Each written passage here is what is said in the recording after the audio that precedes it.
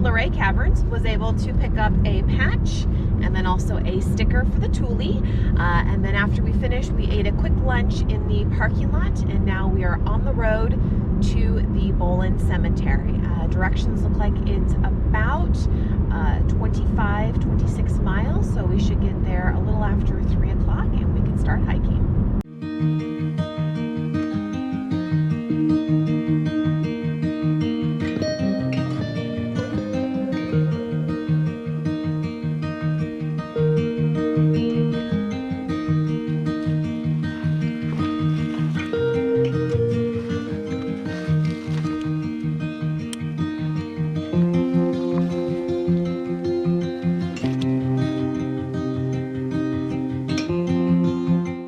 We are here at the trailhead for Little Devil Stairs.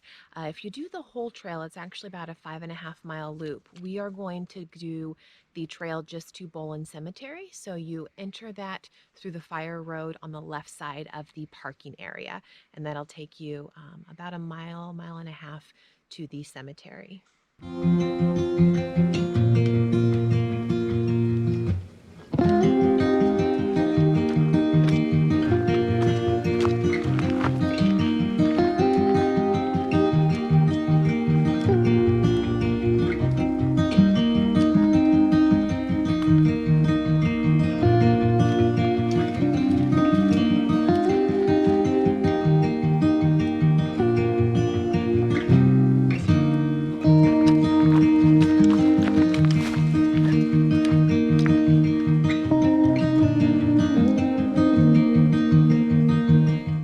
One of the difficult things when we planned for this trip was the weather. Initially when we planned it, we thought it was going to be more wintry, so snow on the ground. And then as we got closer, we're checking the temperature. There's not really any snow. And then some of the temperatures, it said anywhere from like low 50s to, probably low 30s. So fairly cool weather. So we packed accordingly. However, when we got here today, just before we started the hike, it was about 65 degrees. And so most of the clothes that we have are for a little bit cooler weather. So I only have a couple of shirts that I could wear. The rest of them are like thermal and a little bit heavier. Same thing goes with Kelly. We didn't bring any of our really like warm hiking weather clothing, like just our shirts and things like that. So it'll be interesting the rest of the week to see what happens. We started the hike about 3:15, 3:20. The reviews that I read online say it takes about an hour or so to get to the cemetery.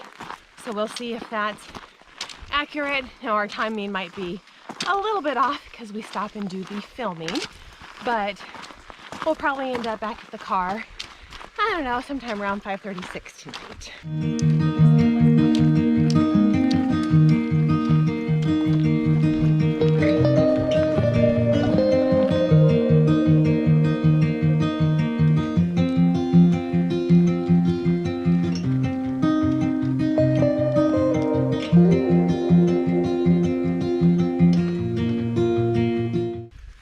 Right now, since it's winter, all the trees are bare. I imagine in the fall it would be pretty breathtaking. You know what else is breathtaking? This elevation. No, but in all seriousness, not quite sure what the elevation is for this hike, the change and things like that, but we've pretty much been going uphill since we started. And let me take a quick peek here. We've gone 0.79 straight uphill, so at least going downhill it should be a little bit of a breeze.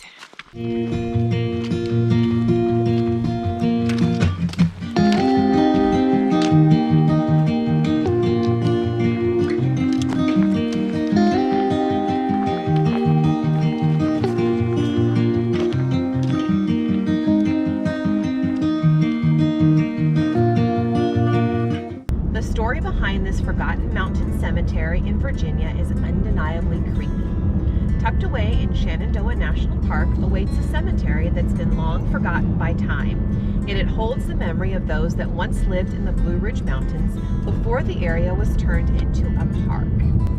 You'll notice an old cemetery protected by a stone wall. This is the Bolen Cemetery, and it holds a remarkable history. When Shenandoah National Park was commissioned by Governor Harry F. Byrd Sr., at least 500 families who lived in the 300 square mile radius were evicted.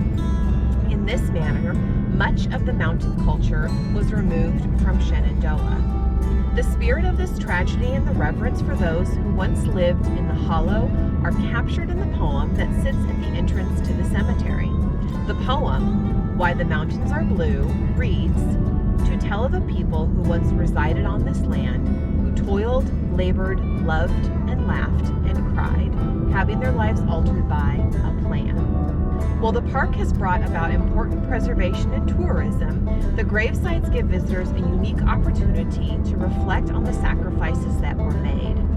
So whether you find this historic site to be rather creepy or lovely, it's nearly impossible not to feel unmoved by the history and culture represented by this modern corner of Shenandoah.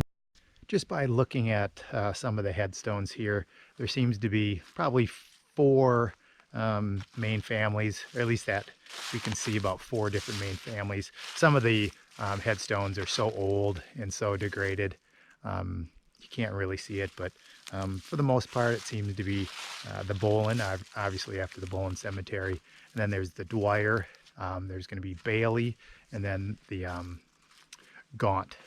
I'm sure there's more families here, but just those seems to be the main family names here in the cemetery.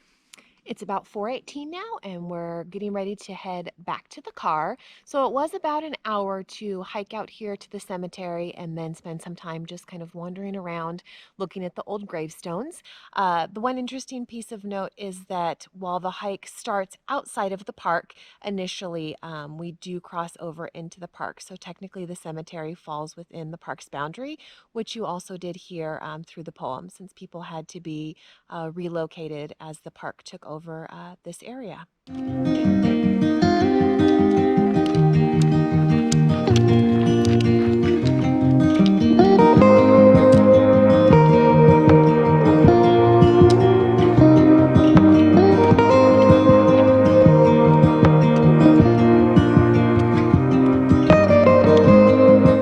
We have finished up the hike.